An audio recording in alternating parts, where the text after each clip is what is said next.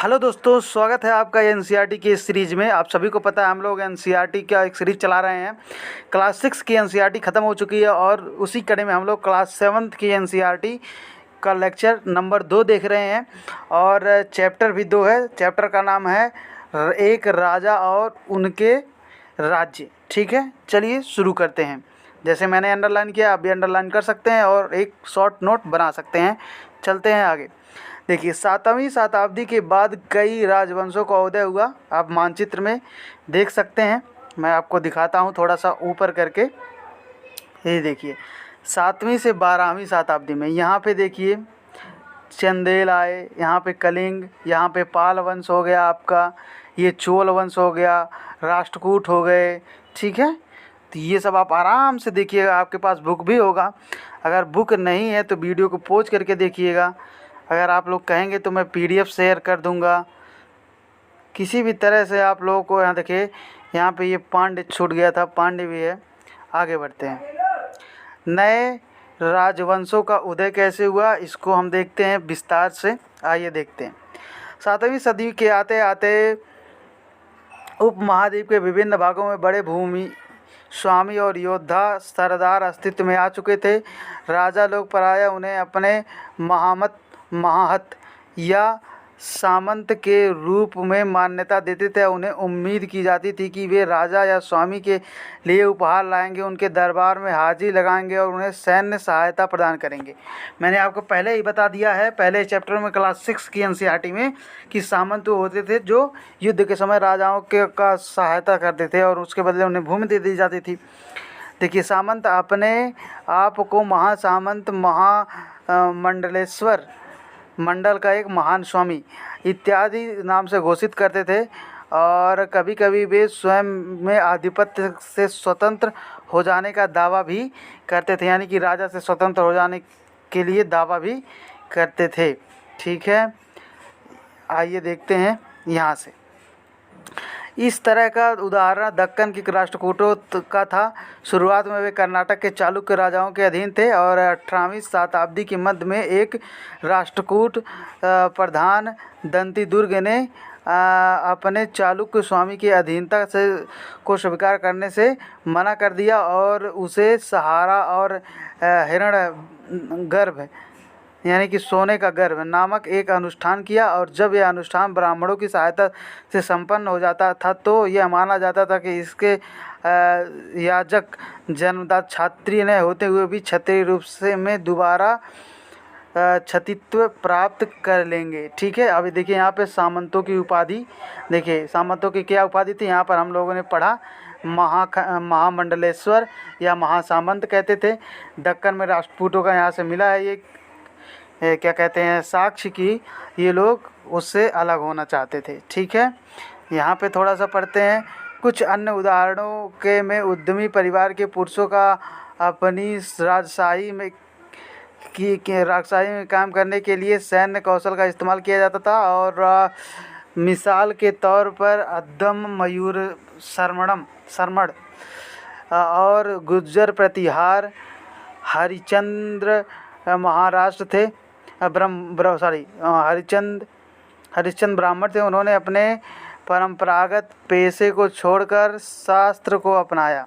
ऐसा नहीं है कि केवल क्षत्रिय ही ऐसा करते थे। ठीक है, अगर केवल करके आ गया केवल क्षत्रिय ही अच्छा करते थे तो हो जाएगा गलत। आप इस बात को ध्यान में रखिएगा। ठीक है, आगे बढ़ते हैं। एक इम्पॉर्टेंट नहीं है, यहाँ पे देखिए 400 कर, इसको देखते हैं। 400 कर क्या था, इसको देखते हैं। ठीक है, तमिलनाडु में शासन करने वाले चोल वंश के अभिलेखों में विभिन्न किस्म के करों के लिए 400 से ज़्यादा सूचक शब्द मिलते हैं और इसमें अधिक उल्लिखित कर है वह है वेट्टी, जो नगद की बजाय जबरन श्रम से लिया जाता था। वेट्टी आपको याद रखना है, वेट्टी क्या है, कर है एक प्रकार का। ऐसा यूपीएससी बार बार पूछता है, हर बार। इस बार भी एक क्वेश्चन पूछा था। जबरन श्रम और कदमाई यानी कि भू राजस्व थे और मकान पर छाजन बढ़ने पर लगने वाला कर खजूर तोड़ के पेड़ पर चढ़ने के लिए सीढ़ी में इस्तेमाल करने लगने वाले कर, ठीक है। पेड़ पर चढ़ने वाले जो सीढ़ी होता था उसका भी कर लिया जाता, संपत्ति का उत्तरदायित्व हासिल करने के लिए लगने वाला कर इत्यादि, इस तरह के कर मिलते थे। तो कर का संबंध बहुत देखिए, चोल काल में वेट्टी शब्द का संबंध निम्नलिखित में से किससे है? तो जिससे कि जिसको जबरन श्रम के रूप में लिया जाता था उसे वेट्टी कर कहा जाता था। आपको ये ध्यान में रखना है, कहीं भी पूछ सकता है, स्टेट पीसीएस में या यूपीएससी में, ठीक है। आगे बढ़ते हैं। ये प्रसप्तियाँ आपको मैंने पहले चैप्टर में वो क्लास 6 में बता दिया है, तो आप उसको पढ़िएगा। नागभट्टम की उपलब्धि क्या है ये आप देखिएगा, इससे इम्पोर्टेंट नहीं है, मेंस के लिए है। तो मेंस तो आप लोगों की तैयारी होगा, और आप क्योंकि यूपीएससी के प्री में आपको सूक्ष्म दृष्टि रखनी पड़ती है, ठीक है। अब ये राज तरंगिणी, यहाँ से एक क्वेश्चन आया था। 12वीं शताब्दी में वृहद संस्कृत काव्य की रचना की गई। इसमें कश्मीर पर शासन करने वाले राजाओं का इतिहास दर्ज किया गया। कल्हड़ नामक एक रचनाकार द्वारा रचा गया, और कल्हड़ ने अपना वृत्तांत लिखने के लिए सैकड़ों दस्तावेजों का इस्तेमाल किया। राज तरंगिणी आप ध्यान में रखिएगा।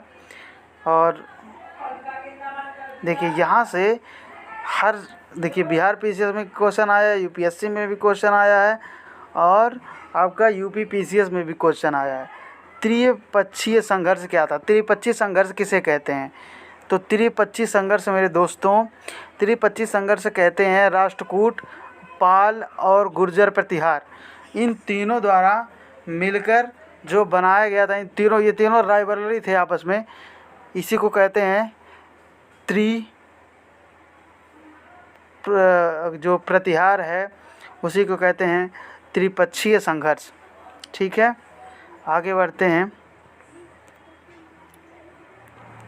ये सब आपके लिए इम्पोर्टेंट नहीं है, मैंने काट दिया है, ठीक है।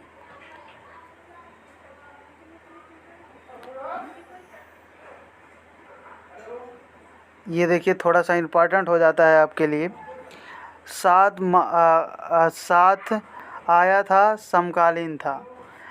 देखिए सुल्तान मोहम्मद अपने द्वारा जीते गए लोगों के बारे में भी कई बातें जानता था।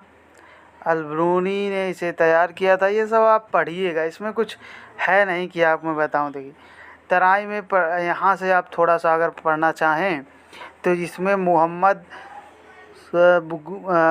सुल्तान मोहम्मद गोरी नामक अफ़गान शासक को 1191 में हराया, लेकिन दूसरे हिसार 1192 में उसके हाथों हार गया। तराई का प्रथम युद्ध, तराई का द्वितीय युद्ध आपको पता ही होगा, आप इसको रट लीजिएगा पृथ्वीराज चौहान के बारे में, ठीक है। आइए इसके देखिए, इसको कॉप ऑफ गुड होप कहा जाता है, ठीक है। ये नहीं sorry corp of good hope तो इंडिया का मैप है।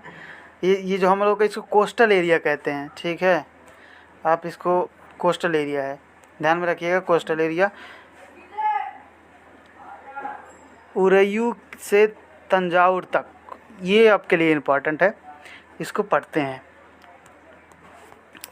चोल वंश में कैसे आया, मतलब चोल वंश सत्ता में कैसे आया? कावेरी डेल्टा में मुट्टियार नाम से प्रसिद्ध एक छोटे मुखिया परिवार की सत्ता थी। अब मुट्टियार का संबंध किससे है अगर आ गया, ठीक है, तो मुट्टियार एक छोटा सा मुखिया होता था, आप इसको ध्यान में रखिएगा। कांचीपुरम में पल्लव राजा के मातहत थे, और उरईराई में चोल वंशीय प्राचीन मुखिया परिवार के विजयालय के 9वीं सदी के मध्य में पुट्टियारों को हराकर इस डेल्टा पर कब्जा कर लिया था, ठीक है। चोल किसके सामंत थे? चोल वंश का संस्थापक कौन था? ये सब आपको इसमें मिलेगा। 985 में राजा बना और उसमें ज़्यादातर क्षेत्रों पर नियंत्रण किया, ठीक। आइए आगे। ये देखिए गंगई चोलपुरम, ये एक बार पूछ चुका है यहाँ से, तो इसको आप याद रखिएगा, इसको सही से पढ़ते हैं। आइए, राजेंद्र प्रथम ने उसकी नीतियों को जारी रखा और गंगा घाटी, श्रीलंका तथा दक्षिण पूर्व एशिया के देशों पर हमला भी किया, और इन अभियानों के लिए उसके द्वारा जल सेना भी बनाई गई। ठीक है, आगे बढ़ते हैं। भव्य मंदिर और काश्यप मंदिर, ये दक्षिण का जो दक्षिण में यहीं पे गंगईकोंडापुरम के बारे में आपको पता लगेगा। राज और राजेंद्र प्रथम द्वारा बनाए गए विद्येश्वर मंदिर गंगईकोंडापुरम में है। ये हमेशा न्यूज में रहता है, तो आप उसको याद रखिएगा। किसके द्वारा बनाया गया था? राज प्रथम द्वारा या राजेंद्र प्रथम द्वारा बनवाया गया था। गंगईकोंडापुरम में है। ठीक है, विद्येश्वर मंदिर। बड़े मंदिर स्थापत्य और मूर्ति की दृष्टि से एक रचनात्मक चमत्कार है। चोल मंदिर अक्सर अपने आसपास विकसित होने वाले बस्तियों के केंद्र हैं, और ये शिल्प उत्पादन के केंद्र हैं, और मंदिर शासकों और अन्य लोगों के लिए भूमि से भी संपन्न हो गए हैं। इस भूमि में उपज उन सारे विज्ञापनों का निर्वाह करने के लिए खर्च की जाती है जो मंदिर के आसपास रहते हैं और उसके लिए काम करते हैं, जैसे पुरोहित, मालाकार, बावर्ची, मेहतर। ठीक है, ये सब आप तो पता होगा। ये देखिए, ये हमारा है मंदिर। आगे बढ़ते हैं।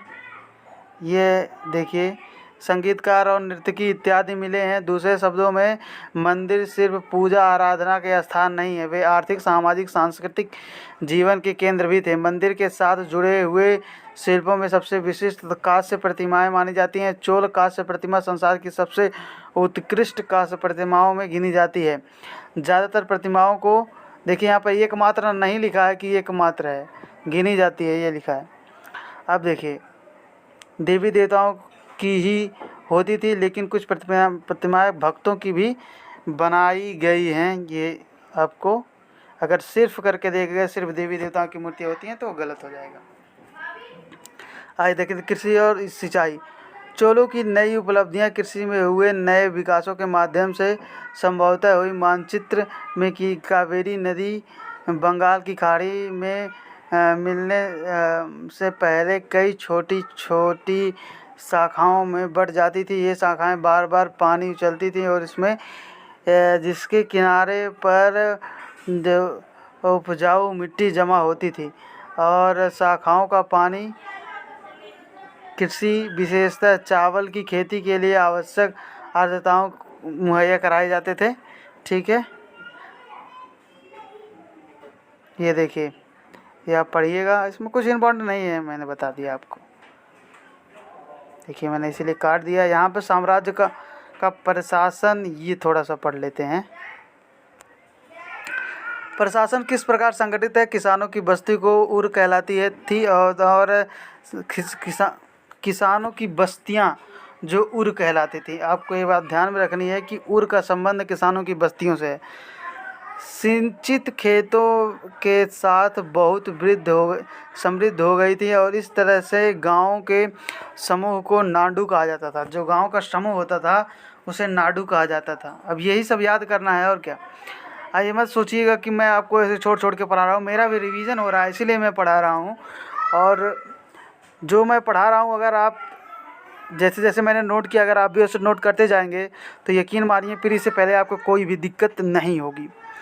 ग्राम परिषद और नाडू न्याय और वसूलने जैसे कई प्रशासनिक कार्य करते थे। वेल्लाल जाति के धनी किसान, वेल्लाल कौन था? एक धनी किसान होता था। चोल सरकार की देखरेख में नाडू के काम काज ने अच्छे खासा नियंत्रण रहता था, और कई धनी भूस्वामियों को चोल साम्राज्यों में सम्मान के रूप में मुवंद वेलन यानी कि 3 राजाओं की एक जो श्रृंखला थी उसे कहा जाता था। ठीक है,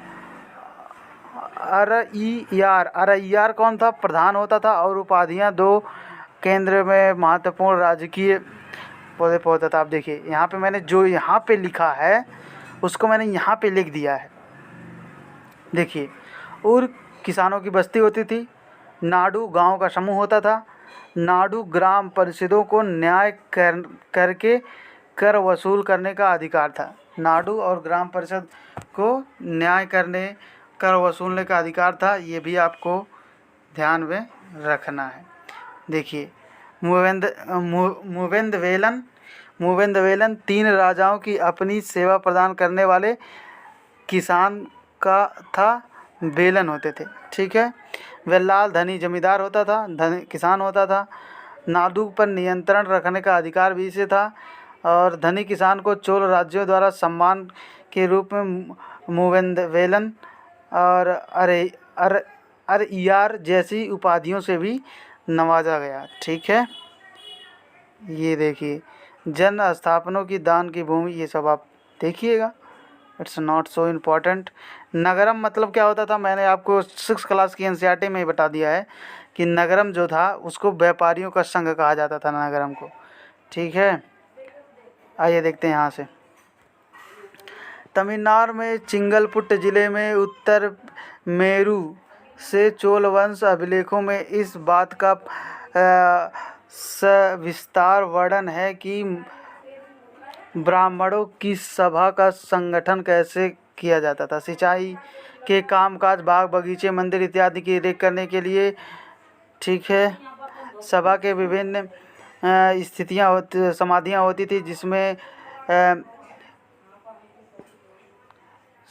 सदस्यों के लिए जो लोग योग्य होते थे उनके नाम पर तालपत्र के छोटे टिकटों पर लिखे जाते थे और मिट्टी के बर्तन में रख दिए जाते थे, और छोटे छोटे लड़कों को हर समिति के लिए एक के बाद एक टिकट निकालने के लिए कहा जाता था। मतलब जो अबोध बालक होते थे उनसे निकलवाया जाता था ताकि फेयरनेस हो।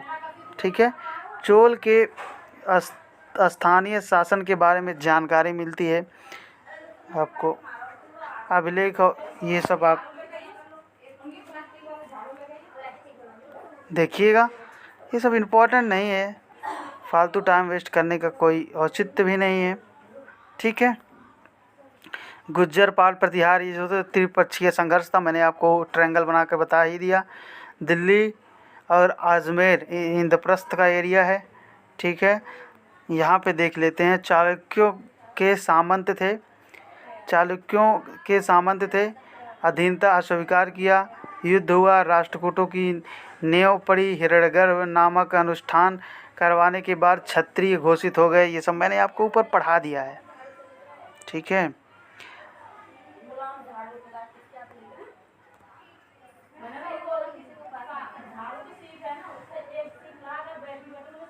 बाढ़ रोकने हेतु तटबंध बनाया जाता था। नहरों का निर्माण बारिश का पानी इकट्ठा करने के लिए किया जाता था। ये सब सामान्य बातें हैं, आप इसको पढ़िएगा आराम से, मैंने तो लिख दिया है। ठीक है, ये थोड़ा सा वर्तमान वाला जो है इसको देख लेते हैं। वर्तमान और कानून, देखिए, सार्वभौमिक मताधिकार। ठीक, यहाँ पे मिट्टी के घड़े मिलते थे, भाग्य आधारित हैं। और देखिए यहाँ पे नागरिक अपने प्रतियोगियों को उनके गुणों अवगुणों से आधार पर देखते थे। ये देखिए आप, महिलाएं मतदान नहीं कर सकती थी, ये बात आपको ध्यान में रखनी है। आप ऐसे ही सोचिए, महिलाएं कहाँ से मतदान करेंगी? जब आज़ादी के अंग्रेज़ थे तब भी महिलाएं मतदान नहीं कर पा रही थी, तो अब क्या करेंगी? उस समय क्या करेंगे? वर्तमान में महिलाओं को शूद्र भी माना जाता था, कहीं ना कहीं उनको पुराण पढ़ने का अधिकार नहीं था। ये सब मैंने आपको बता रखा है। वर्तमान में चुनाव प्रक्रिया में महिलाएं मतदान करती हैं, पहले नहीं करती थी। ये अंतर है दोनों में। Thank you so much for watching this lecture, और ज़्यादा से ज़्यादा शेयर कीजिए ताकि सभी को लाभ हो। Thank you so much.